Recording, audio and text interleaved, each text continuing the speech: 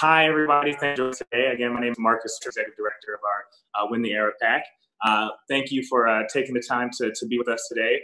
We've had a couple of these calls now. We're really excited about the first slate of candidates that we were able to go live with last week. And so we've been having a series of these touch bases. I'm so excited about our time that we'll get to spend.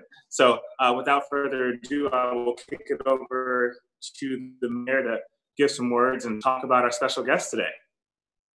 All right. Well, thanks, Marcus, as always, to you and the team at Win the Era for the great work that you're doing. And hello, everybody. Thanks for joining. I'm starting to really look forward to these. It's one of the best parts of my week, just having a chance to connect with so many people around the country who are continuing to find ways to work for our values, to work in favor of candidates and causes that we believe in, and to do it even with all of the continued profound changes and disruptions that are going on in our lives. As always, I hope that you're keeping safe and that those you love are doing well.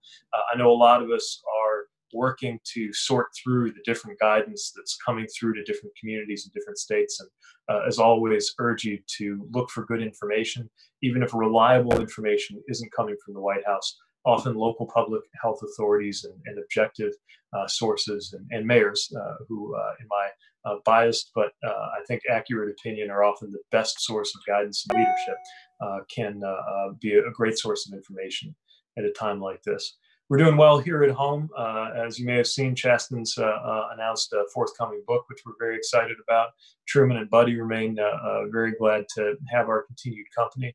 And I think it's safe to say we've fully settled in, starting to go through some things around the house that I didn't even realize were there. There's a T-Rex costume in the closet of our guest bedroom. No idea what it's doing there, but in case we ever need one, now I know where to find it. So maybe like you, I've reached that level of puttering around the house in between busy moments at a time that continues to have so many good things to do. That's included a lot of activity for the Biden campaign. You may have seen tomorrow we'll be doing a grassroots fundraiser, which is already looking like it'll be a really major opportunity in terms of the number of people who've responded to make sure that we've done our part as a community of supporters for Joe Biden to make sure he's the next president. Doing a lot of work here to continue connecting mayors up to each other and to those who are working on pandemic resilience. And one of my absolute favorite things to do every day is the work that we're doing with Win the Era to get great candidates elected around the country. And I'm so excited that today we're going to have a chance to introduce you once again to a couple of our candidates who I hope that you will get involved with and support them after they have a chance to share a little bit about what's motivating them to run and how you can help. So one of the things that you may have heard me say a lot when I was on the campaign trail is a conviction that there's no such thing as a permanently red state. I saw my own home state of Indiana go vote Democratic in 2008 for President Obama, and time after time really defy expectations, even if it remains a very conservative state. And from coast to coast, we've seen that when we work hard and invest and lead with our values, incredible things can happen.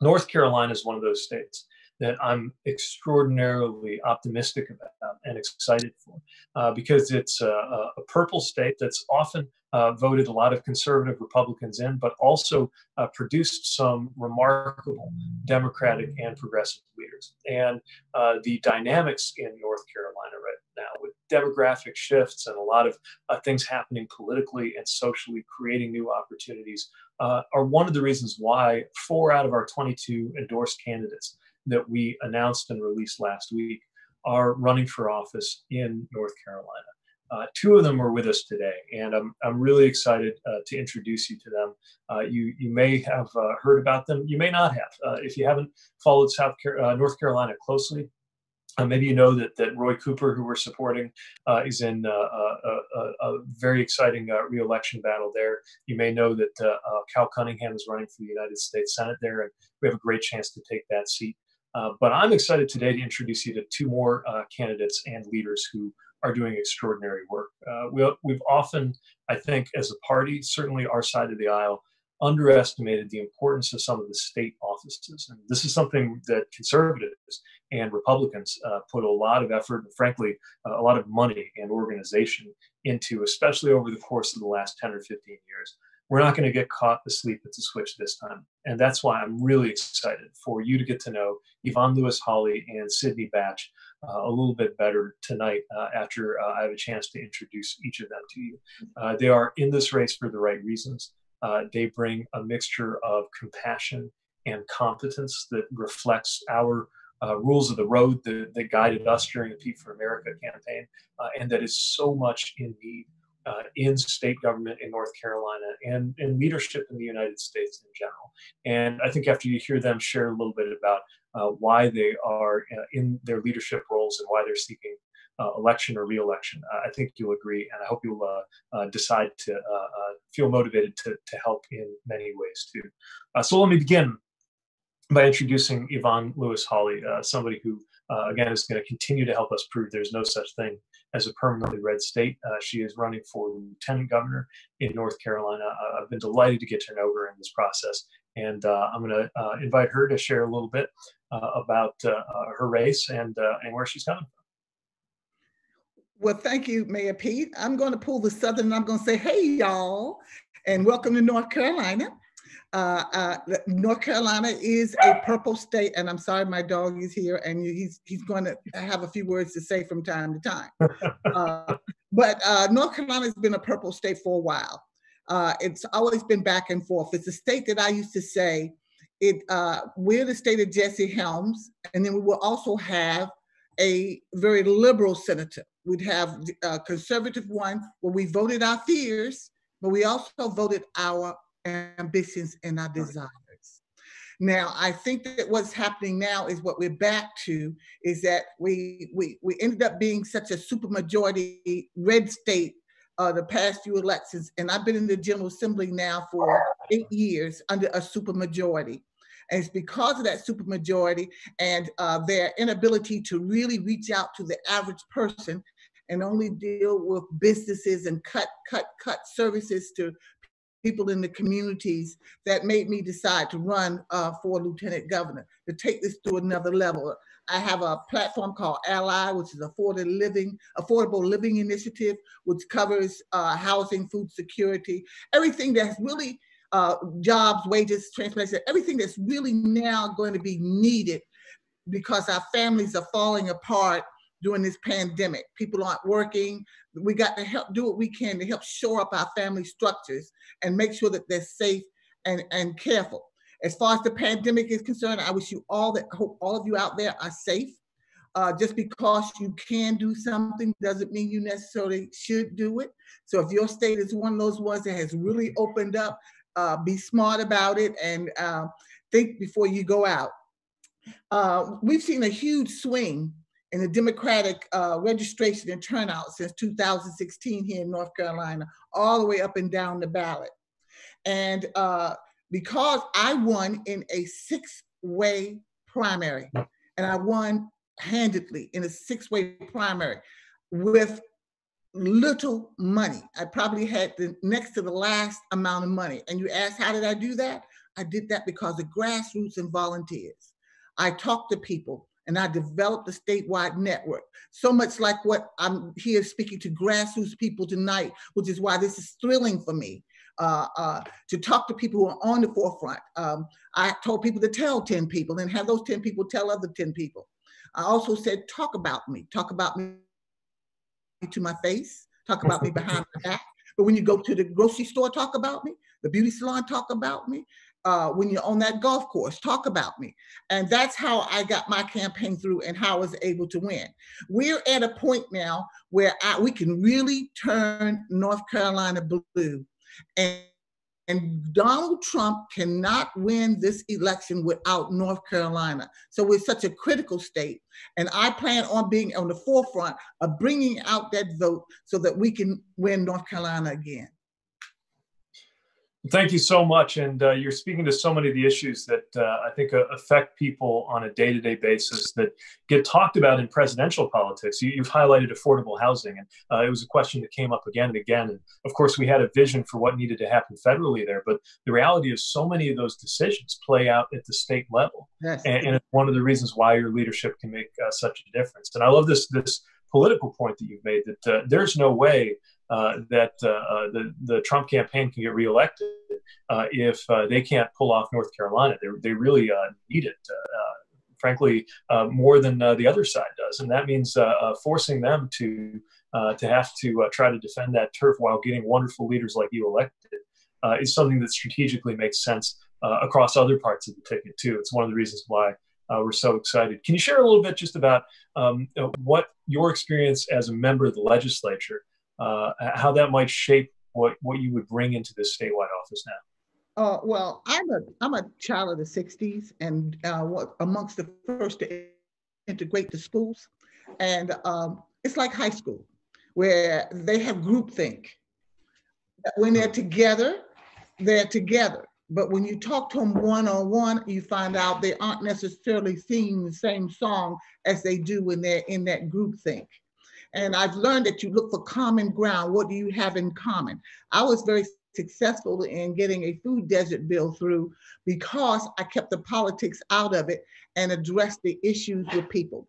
And then when I took it as far as I can in the House, I gave it to a Republican female and let her take it further, because it's not about me. It's about getting that food to the people that needed to get that food. So I've learned how to work across the aisle. I've learned don't vilify the person, just say that their ideology is not right, and it's my job to change their ideology through education and contact. That's how I've been able to do it. Now, there have been some difficult moments in the General Assembly since I've been in there. I mean, I remember one time when we were doing HB2, the bathroom bill, as we call it, I literally cried on the floor because this broke my heart so much. And so, yes, I can get emotional, but I can also be a pistol. But I think that's what I bring to the table, is that diversity in attitude and that heart that it takes sometimes to push things forward. That's exactly what we need more of. And I love the way you talked about getting the word out too. Now, team, this is where we've got to come in. So maybe we're not going out to the mall the way we used to and doing that kind of face-to-face spreading the word that we were just hearing about. But there are digital and virtual forms of that as well. So in addition to making sure that we're helping raise funds, we can help raise friends online just as we have in person. I love what you said about how to get things done on the floor, and it's a great introduction to another guest I'm really eager to share with everybody here, Sydney Batch, who won a remarkable race in one of those knife edge districts that helps determine the makeup of the House, somebody who brings a generational perspective. And I think that group thing that Yvonne Lewis-Holly was just telling us about, I think Sydney Batch is another great example of somebody who's been able to cut through that and is reaching people in a different way and bringing that different perspective centered around families, children, and making our lives better.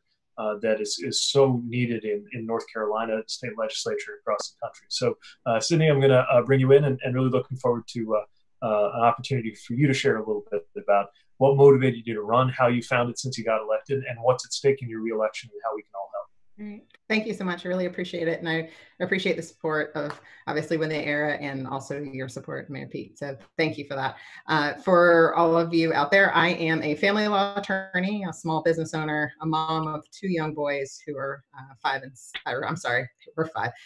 and 9. My 7-year-old has a birthday. It's all the talk in our household right now, tomorrow. And then I'm a practice family law and I'm a social worker. So I came to politics never thinking that I wanted to run, wasn't interested. Like many of you know, women have to be asked on average 7 times to run. I was asked 2 other times, and on the 3rd time, I finally said yes. The first time my kids were 1 and 3, and my response was, my kids are 1 and 3. So that conversation ended. But quickly, I decided finally after about, practicing law and family law and child welfare law, I see people at the worst time in their lives, right? They come to me and they're dealing with the dissolution of their marriage, with custody issues, and they're trying to figure out how to navigate through the next chapter in their lives. And oftentimes what we found is that so many of them, hardworking individuals, were unable to meet their needs, right? Some of my clients were staying in houses they couldn't afford simply because they wanted their kids to go to the best schools. We had people who stayed together and were married for longer periods of time than they probably should have been because they had health insurance that was provided only through their spouse, right? So we have to rebuild their lives and try and structure it in a way that's going to be beneficial for them and their families moving forward. And so part of the decision was that I got sick and tired of seeing policies that would promote the general welfare and well-being of all North Carolinians continually be ignored, right? So paid family leave for all individuals, including part-time workers. That's something that we should be promoting. And now we see in the epidemic and the pandemic with regards to COVID, that had we had a robust paid leave system, we wouldn't have some of the issues that we see with regards to high unemployment rates and the lack of coverage. In North Carolina, since the GOP's been in charge, they have failed to expand Medicaid. So we have 500,000 North Carolinians prior to COVID and an estimated 660,000 post-COVID that are now being denied access to healthcare. These are working families that need to be able to, of course, get access to healthcare. And so I just grew very tired of the same old for individuals that just did not listen to the people who they were closest to. And a lot of people have said the people closest to the pain, should be closest to the power. And I think in that vein, you have to have some perspective. So I think being a small business owner, we provide 100% of the health insurance premiums for our employees. We think it's the right thing to do. We give them paid leave. Only 12% of North Carolinians have paid leave coverage, right? So you should do the right things, but not all small businesses have the ability and the profit margins, right? So we have to figure out policies that are going to help small businesses thrive, but also be able to, of course, recruit some of the best talent as well, because we can't always compete with a lot of the large corporations. We don't have those profit margins. So I decided to go ahead and step in the ring. The other thing that really drew me to running is that our government needs to look like the people it serves. And increasingly so, we have a General Assembly that does not look like North Carolina. So we have less than 25% of the people in the General Assembly are women. We have less than that of people of color.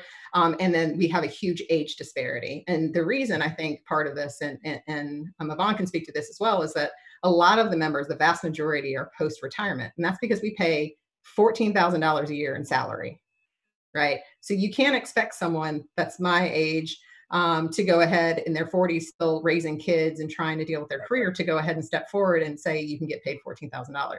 I'm fortunate enough to have a law partner and a husband who is one of my other law partners who's very supportive and said, we want you to do this. But it's a huge loss for a lot of individuals. And so I feel like it's extremely important to step forward and have different voices at the table because you have different perspectives. I know that it costs $2,600 to have your children in preschool, in a really good preschool. But a lot of the members that I serve with, they don't have that perspective because their kids they have grandkids, right? So, and I'm one of 4 women in the House from 2018 that actually have school-age children. Out of 120 members, there were 4 of us that have school-age children. And you just bring a different perspective. And so I think it was really important for us to have a government that looks much more like our population. So I was happy that I ran in 2018. I won by 944 votes. I live in a very purple district, so it is razor thin. And unfortunately, because of gerrymandering in North Carolina, my district actually got harder with the new maps. There's been tons of litigation in North Carolina with the GOP messing with our maps. So it got 2 points more Republican, but I always tell my kids, if it's not hard, it's not worth it. So I'm apparently putting that to practice every day of my life in this political realm. But I'm, really happy to have served. I've worked on issues with regards to paid leave, Medicaid expansion, making sure people have access to affordable health care, et cetera. And so I really look forward to, of course, this 2020 election and the support of so many grassroots voters. We already have 100 people that are making calls every single month. Every week, for phone banking. We're hoping to get that up to 200 because in a time when we can't canvass, you got to figure out ways to, of course, have volunteers help. And we've been very fortunate to have the support of a lot of grassroots organizations. So thank you very much. My website's sydneybatch.com. It's just my name. But I really am thankful for everything that you guys are doing in order to help all of us. Well, thanks so much, and just that simple fact of knowing the cost of childcare, not from a briefing, but from living it, the perspective you bring as a parent and a small business owner and attorney, but in particular the way you talk about, I think that everyday impact, right? What's happening in households and in families as a result of these policy decisions brings home what this is all about. I know we've got supporters here on the call who have questions, so I'm going to invite Marcus to come back in and moderate, and looking forward to hearing what's on the minds of some of our folks on the call. Yeah, great. So I know folks are no stranger to how to type also the questions in here. So we have a question and answer box. If you have questions, please do feel free to type them in. But first, I believe we have Jessica O'Hara from Pennsylvania. Jessica, can you hear us? Yes. Great. Ask your question. Well, okay. I'm happy to do so. Thanks, Marcus. Thank you, representatives. And hello, Pete. Last time we met, you were 12 years old. Oh my goodness. Your dad was my professor, and he invited his class to your house for dinner. So I hope I behaved. You were fine. So I adored your dad. And one reason I adore him is he helped me in my quest to attend graduate school at the University of North Carolina at Chapel Hill. And I spent the better part of a decade in that great state. And since then, I've watched in horror as the North Carolina GOP has done their worst, from egregious gerrymandering to stripping the Democratic governor-elect of powers to actual election fraud. These things have not only made national news, but also put a spotlight on their contempt for democracy. So I want to ask the representatives, and you kind of addressed this already, but I wanted to know to what extent that anti-democratic movement in that state has motivated voters to take ownership of their voting again and organize and turn out for candidates like you. I mean, to what extent is the antics of the GOP really driving the state back to blue? Well, I'd like to answer that. First of all, when I first came in the General Assembly, they had won the supermajority. I mean, they didn't have to listen to us at all, and they let us know on a daily basis that they were going to do what they wanted to do. But since 2016, when Representative Batts came in, she was part of this Democratic wave that has come in, and we broke the supermajority, which then allowed the governor to be able to veto, because if you have the supermajority, he could not, they had veto override. So those are the kind of things that have happened in North Carolina, and we see it every day. People are voting their conscience now, not their fear, because they see fear every day on the news, and now they're having hopes and dreams of a better time when everybody is included. And Representative Batts is a fine example of one of the younger people who have come into the General Assembly and is making a major, major difference and impact in the state. Thank you. And what I also would say about that as well is that there's a part of North Carolina, we are benefiting from people moving from the Midwest and up north, and we have a huge surge in population. We're one of the fastest growing states. And so I think that we benefit from the fact that people are coming from all parts of the country. But I also think that the GOP overplayed their hand in a lot of ways. They have just been so contentious and mean-spirited at times. They just use a lot of tricks and manipulation in order to get things through. And so I believe that people, if I lose in a fair fight, then I lose. But it's when you use, all of the machinations that they've come up with to go ahead and try and win, that's where I think people are really hurt and offended and are no longer willing to, of course, continue to vote just because they happen to be Republicans, that they vote that way, right? I mean, it clearly has to change, and North Carolina's dynamic has to change. If I'm a Black woman, first Democrat in my district ever to win, and my district is 86% white, right? So there is a huge shift, and it's really positive, and that's what we're excited about, and that's why it's so important for Representative Holly to win, because on our Senate side, she would be the tiebreaker the way that it works with regards to the lieutenant governor position, and we need as many votes as possible because we still are a purple state, and I think that's why it's really important for us to continue to talk to people about what matters to them.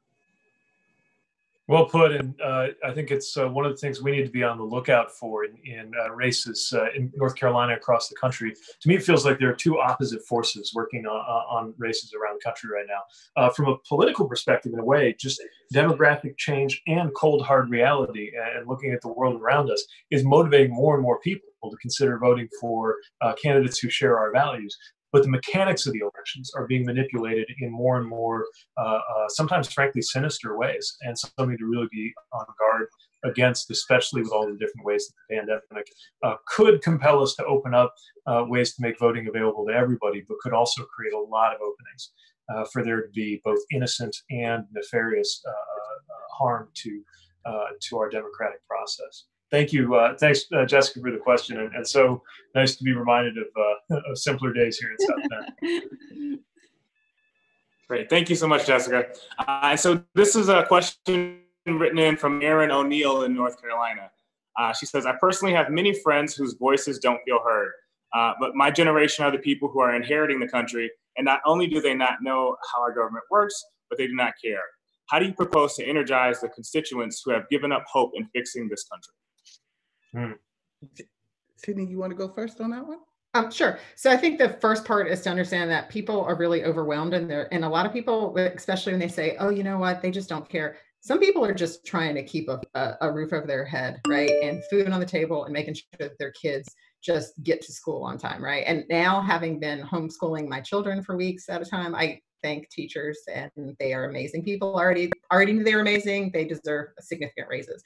But with that, I think what the problem and the challenge is that we have to meet people where they are, right? And we have to give them a reason to go ahead and vote. And so, especially with regards to younger voters, they hear only the negative on the news, and the media only pays attention to what is negative. And so one of the things that I did in my campaign in 2018 was that I just stuck to positive messages. I talked about what I was going to run for, what I'm about, what my policies are. And I stayed away from the temptation of just going after my opponent and talking to them. And I think people, one, they deserve our respect, and they deserve the ability for us to treat them like full-grown adults and give them our position so that they can make an informed decision rather than just bash each other. And so what we did in 2018 was we started working with a lot of the college students around. We got a lot of volunteer bases. And then we also just went to people's doors. I mean, we canvassed a ton.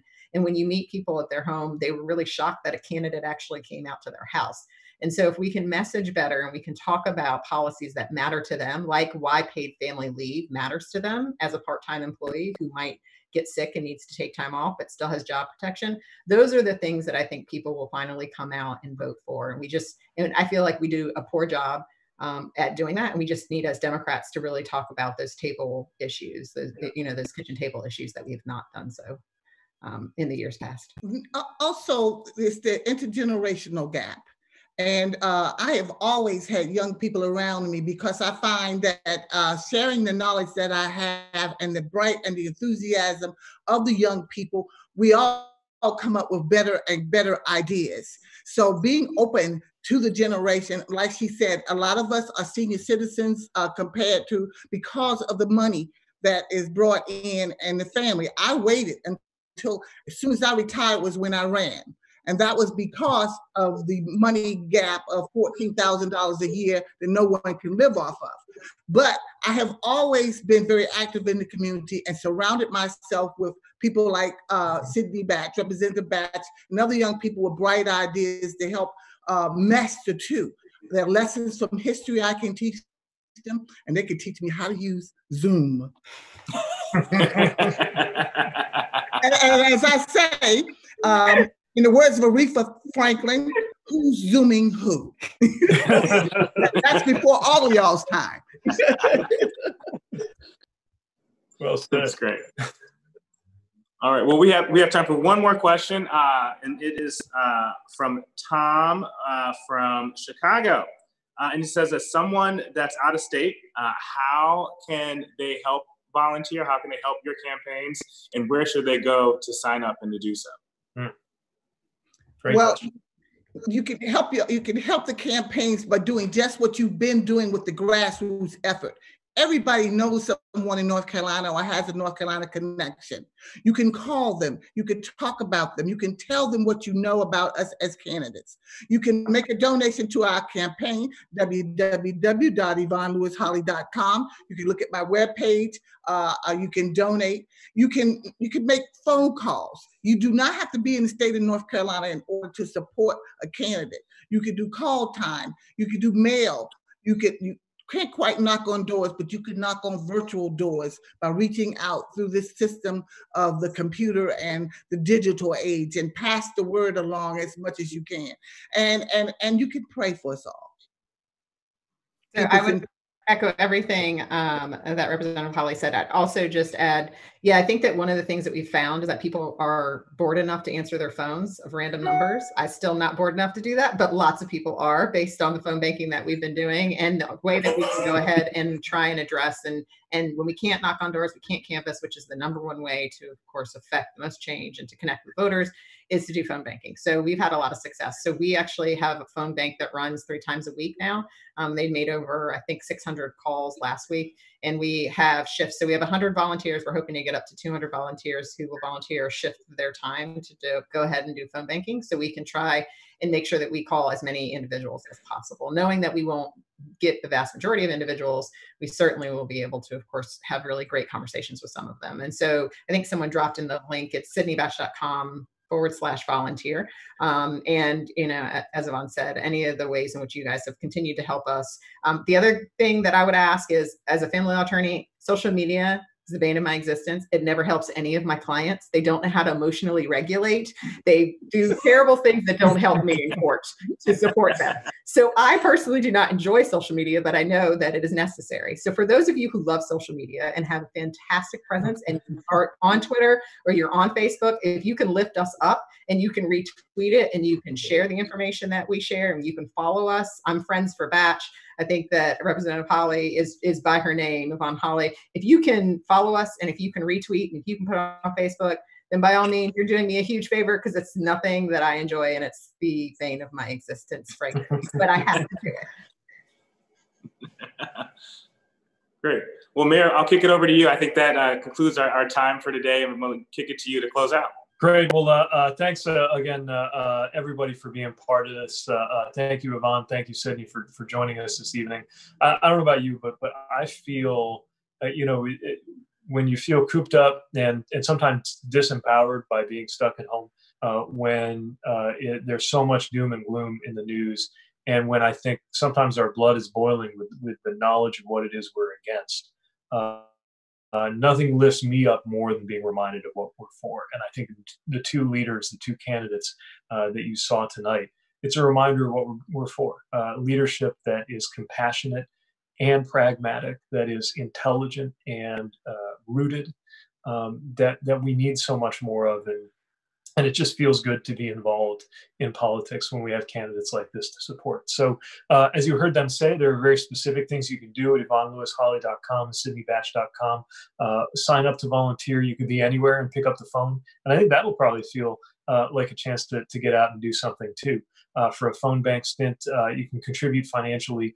You can bring our maybe more positive style to social media, which can definitely be a challenging place to swim around in. And you can spread the word. I mean, if everybody on this call just mention to a couple of people who you think might be excited or care, either because they live in North Carolina or just because they love good leadership, to say, I just saw these 2 wonderful leaders, and then invite them to do the same. It's amazing the power that that's going to have, and that's exactly why we started with the Era. So I'm so thrilled to be supporting these and other great leaders. I'm so thankful to be able to remain in touch with you, and as always, I hope that everybody stays safe, stays well, and stays involved.